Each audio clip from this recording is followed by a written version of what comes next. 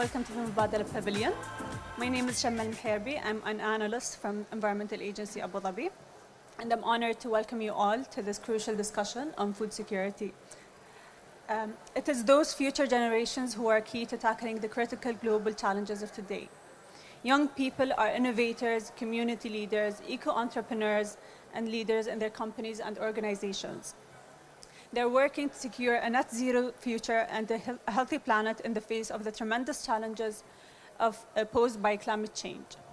As young leaders, we have the unique opportunity today to hear from 4 experts who will share their lessons from inspiring stories of innovation and transformation in the food security and climate solutions.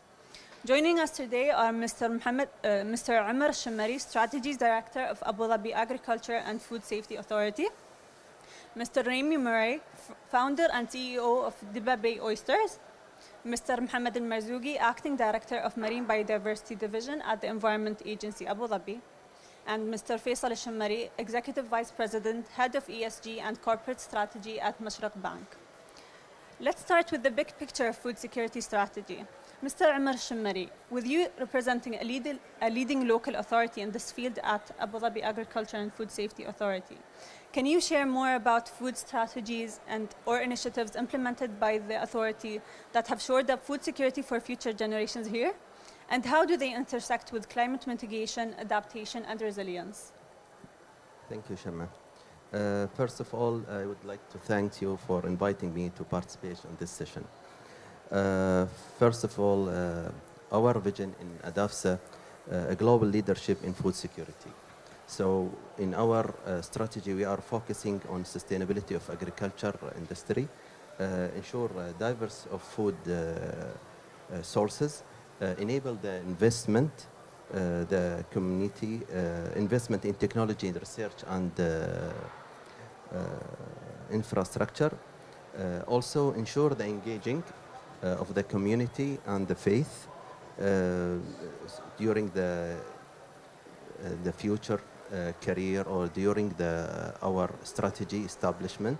Also the youth through the education and awareness program. Along with that, we have a strong partnership with our strategic partner in order to reduce the food loss and waste through the long-term programs. We have a long-term programs in order to reduce the waste in the food. So in brief, our strategy, it's focused on sustainability, diversification of food sources, investment of technology, research and restructuring and infrastructure,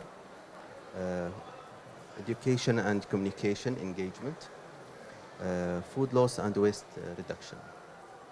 It's good to see that it's very comprehensive. Yeah, it goes actually we have almost 73 initiatives. Wow. And also to reach our strategy by 2025.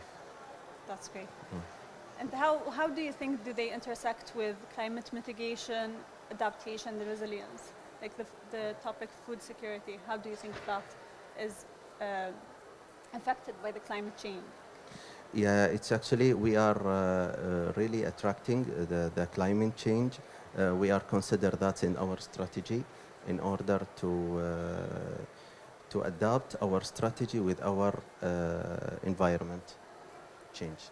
Thank you so much for the valuable. You're most welcome. As a pioneer in the field of aquaculture, Mr. Remy Murray, Diba Bay Oysters is the first farm in the Middle East to raise oysters at a commercial scale for human consumption. Can you share more about your sustainable farming practices and what you feel could be adopted by other actors in the sector for greater food security? Absolutely. Good morning, everybody.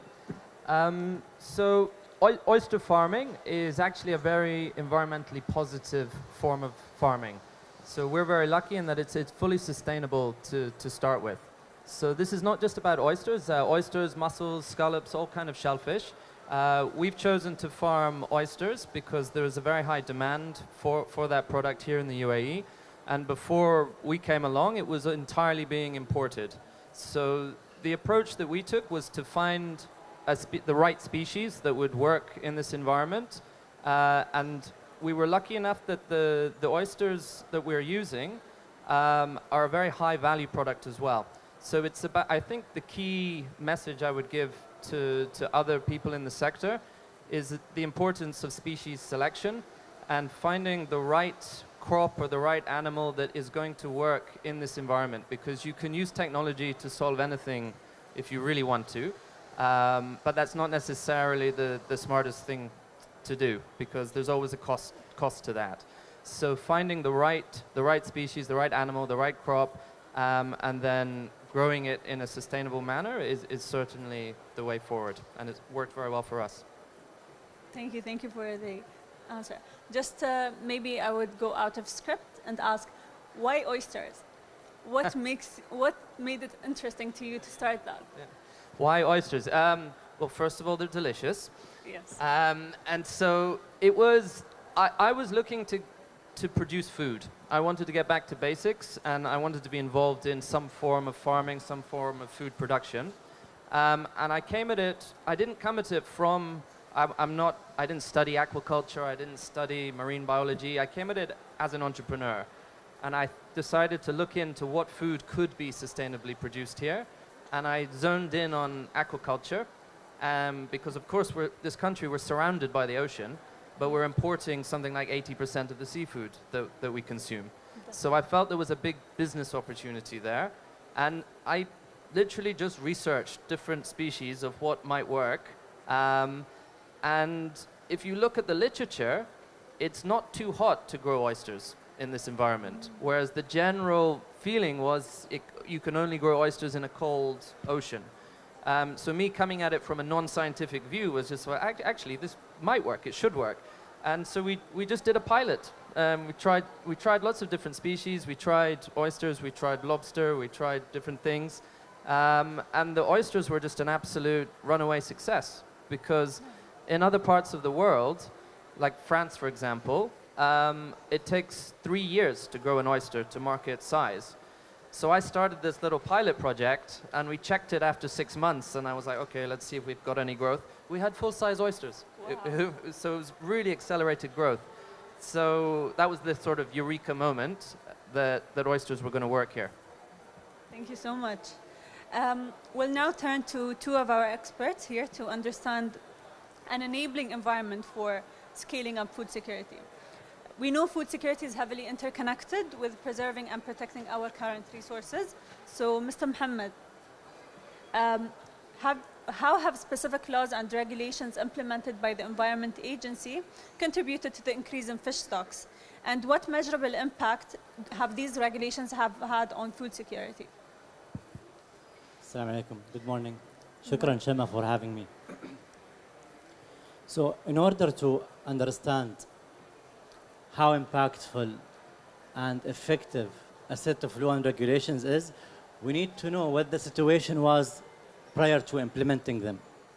As you know, fisheries everywhere, all over the world, have been under severe pressures. And fish stocks have been declining due to a combination of human and natural factors, including coastal development, illegal unsustainable fishing practices, pollution, and of course the challenges associated with the climate change impacts. So in Abu Dhabi, the Environment Agency Abu Dhabi, since its establishment, has been collecting fish data and conducting research to assess the status of our fish stocks, including the commercially valuable fish species. And they were found to be severely depleted. And in 2016, with the Ministry of Climate Change and Environment, we conducted the most comprehensive fisheries resources assessment survey in the UAE waters, the results of which confirmed that many of our demersal fish species were being depleted. So now you have the science telling you an urgent action is a must. You have the commitment and the will to take action. And both of these are important. However, there is also one element that is equally important, it's your fishing community. You need to ensure before implementing laws or drafting laws or enforcing laws that the fishing community is part of that action. And this is exactly what the Environment Agency Abu Dhabi has been doing. So around 2016, we interviewed over 300 fishers around the country, and 80% of the most experienced fishermen agreed with the Environment Agency's findings that fisheries are severely overexploited and action has to be taken. So 80% is a huge really number. big You can't number, get yes. everybody happy, but 80% is really significant. So now you have everyone on board. The agency is now ready to take action. So what we did, I won't go into much details because I don't think I have enough time for that. But I will just highlight the key initiatives and laws that were implemented by the agency. So one of the key initiatives was the establishment and expansion of marine protected areas with no-take zones where fishing practices are heavily regulated. Also, we have regulated the fishing sector by banning the use of two unsustainable fishing gears. We also banned catching certain fish species during their spawning seasons. And just recently, the Environment Agency Abu Dhabi released a decree that regulates the recreational fishing sector in the Emirate of Abu Dhabi. Furthermore, the aquaculture sector has been heavily promoted by the Environment Agency Abu Dhabi. In 2019, we announced the Abu Dhabi's Sustainable Aquaculture Policy, which sees aquaculture as a sector that can relieve pressures on the declining fish stocks and can provide an alternative source of fish for consumption. So as a result of all of that, our findings have found fisheries are being restored. They are being recovered. That's great to hear. Yeah, Considering we're as a culture, we're very dependent on fish. It is also an integral part of yes. our DNA. Yes. So one of the KPIs that we measure the sustainability of catch was the Sustainable Catch Index. It went from 8.9 in 2018 to 69.1% by the end 2022. And we are anticipating further increases in the years to come. Hopefully, inshallah. From an economical perspective, financing agriculture and food production plays a critical role in ensuring food security. So, Mr. Faisal, how does Mashraq incorporate the intangible value of food security and sustainable farming measures into your decisions to finance agriculture and aquaculture production? With more than 200,000 tons consumed of seafood in the UAE, producing only 20 and exporting 20, so the overall consumption is still 200,000 tons that we import from overseas. The feasibility in numbers is very high, with the challenges around the increased temperature in the Gulf, the salinity reaching at some point 60,000 per million in some areas, with the declining number or ratio of the flow of fresh water due to agricultural project in some countries, and having more than 70% of the desalination plants worldwide on the Gulf. There are significant challenges around the environment in relying on seafood production in normal practices. Saying this, 5 years ago, 6 years ago, Environment Authority in Abu Dhabi reopened the inland farming or seafood permits to grow in the inland farms using the rejected water or the RO water from borehole into disrupting and emerging kind of farming, utilizing technologies like RAS, recirculated aquaculture system, in addition to hydroponic and aquaponic. With aquaponic, you are relying on the manure produced by the fish or the seawater culture to fertile the water and use it for agricultural plantation. Saying this, when it comes to sustainable financing, the UAE banks accumulatively committed to invest 1 trillion dirham by 2030. Mashriq is no exception. In fact, we are committed to almost 10% plus from this number with the other distinguished UAE banks. And this is a big commitment that requires interconnectivity and redefining our public-private partnership, not only with our distinguished potential investors or obligors who might seek the finance, but also the government sector. Because at the end, addressing national strategies around food security, addressing challenges around water scarcity, energy transition into the agricultural arena requires redefining this. Collaborating with distinguished entities like ADEFSA or Environment Authority or MOCA and others will enable us expediting the journey of redefining or rebuilding the taxonomy with rating matrix, prioritizing certain projects.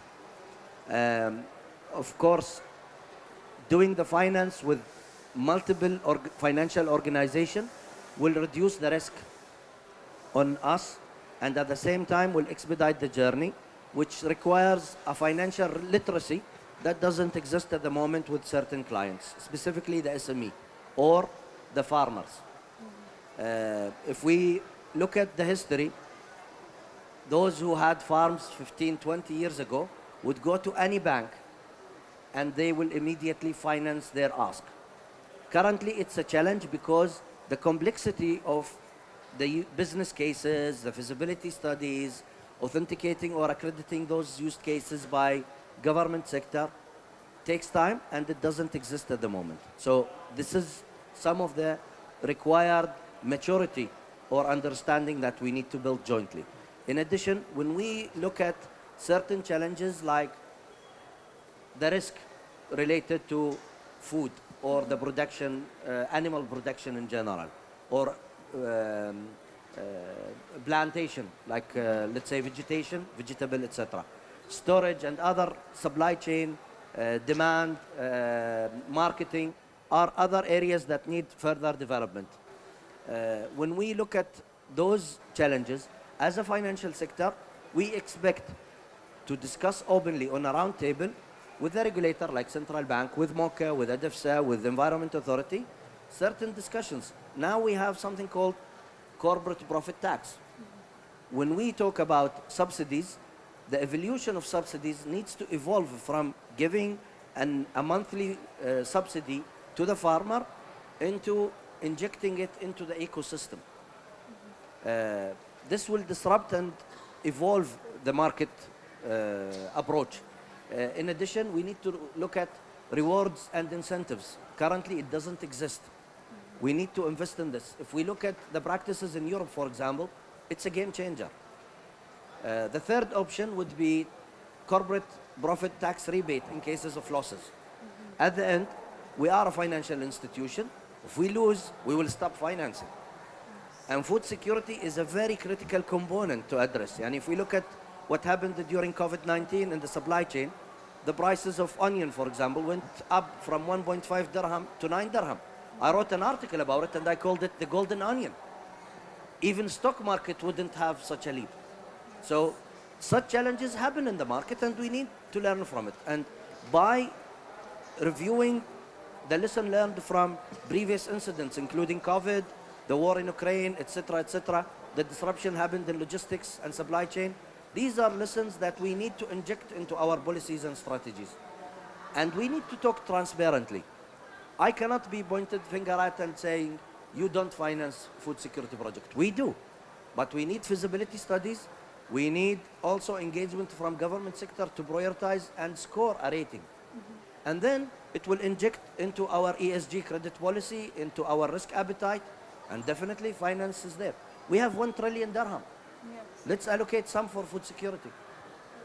Thank you so much for your input. It's nice to see that it's not only the authorities that are related to the environment, it's also other sectors in the community as well. Now I invite all of our guests to reflect on the most important emerging practice, innovation, tool, or idea that could serve Abu Dhabi and other regions in improving food security, and what opportunities can youth and others seize to contribute to in this field, in the field of food security. The lessons that I have learned from our father, Sheikh Zayed bin Sultan Al Nahyan, may God rest his soul, show me a country with a strong agriculture base. I will show you a strong, well-established country.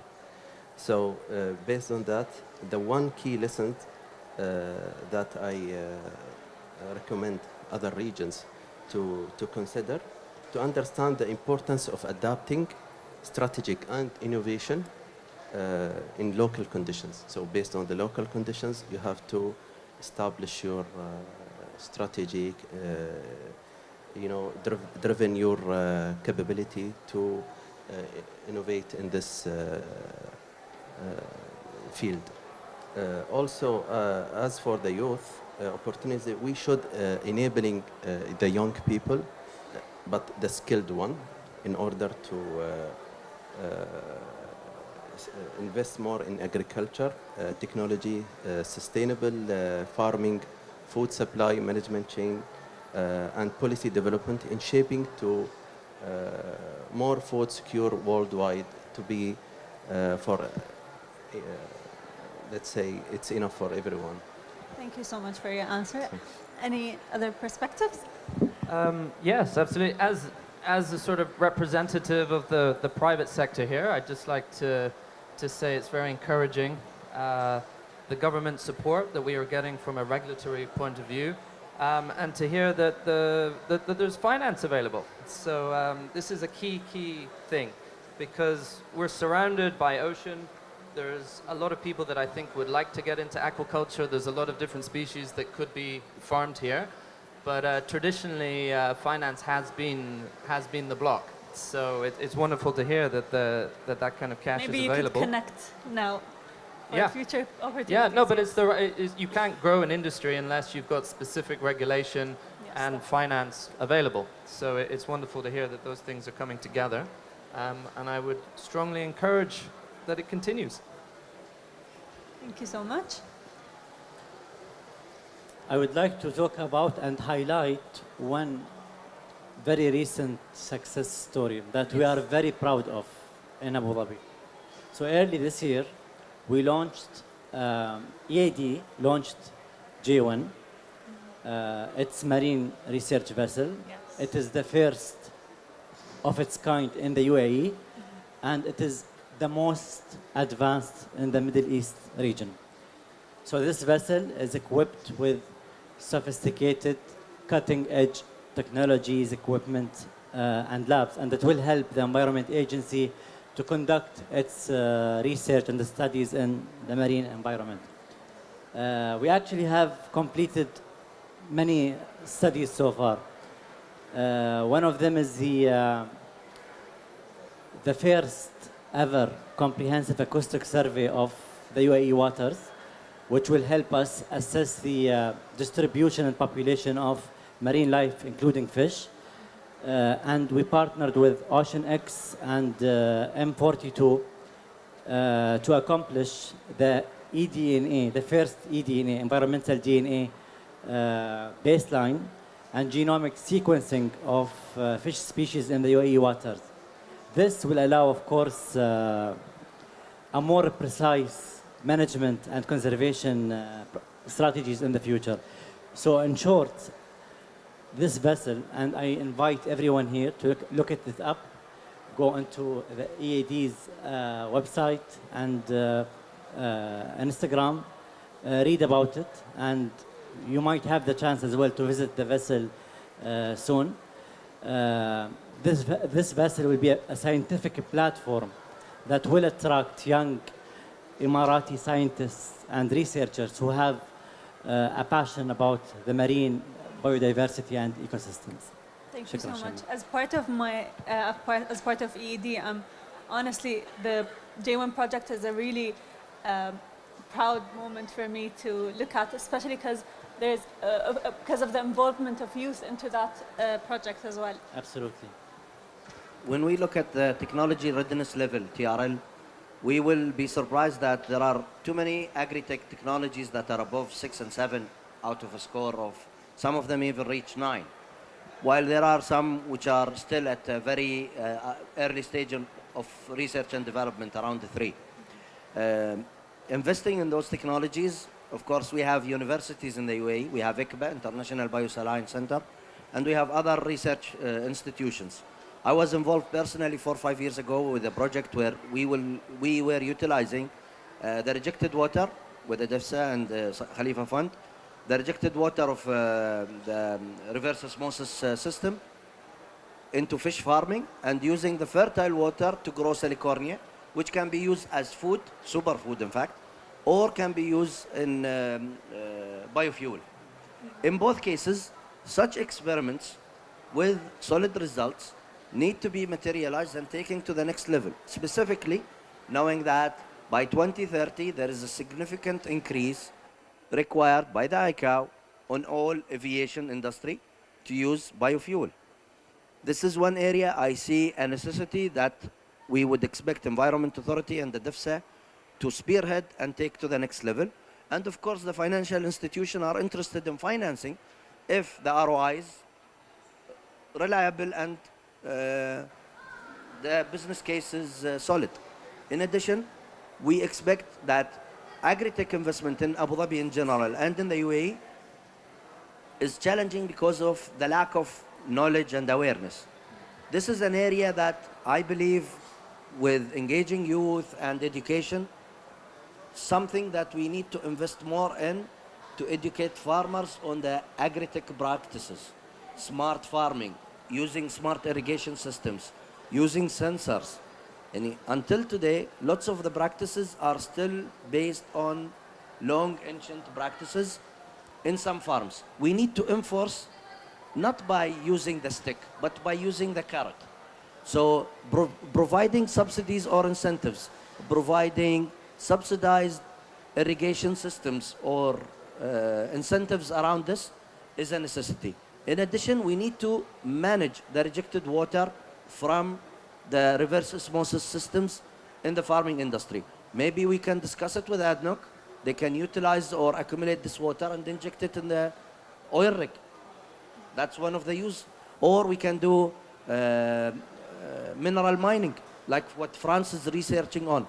At the end, there are some countries with less water scarcity challenges who have low liquid discharge and zero liquid discharge projects, while we didn't start yet.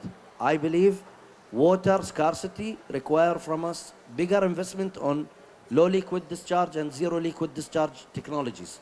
Furthermore, I believe in food production and materializing the practices around food storage needs to be exploited. For example, if we look at Spain or Serbia or Europe in general, when it comes to managing the stock of apples, they have it for a year, 13 months. We went and saw how they store. The cold storage are so scientifically designed that this variety requires -1, this one requires 0, this one requires 1. We need to do the same to our crop. At the end, we are struggling with food security, and it's a challenge. So utilizing and exploiting technology to the next level, adding value to our crop is a necessity. Thank you. Thank you so much. Hopefully, we'll be seeing more sectors involved into the field of food security. Our panelists have offered invaluable insights into the complexities of ensuring food security through innovative approaches.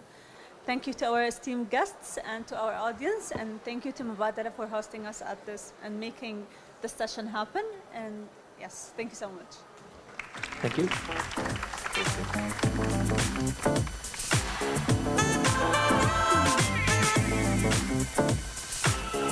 you.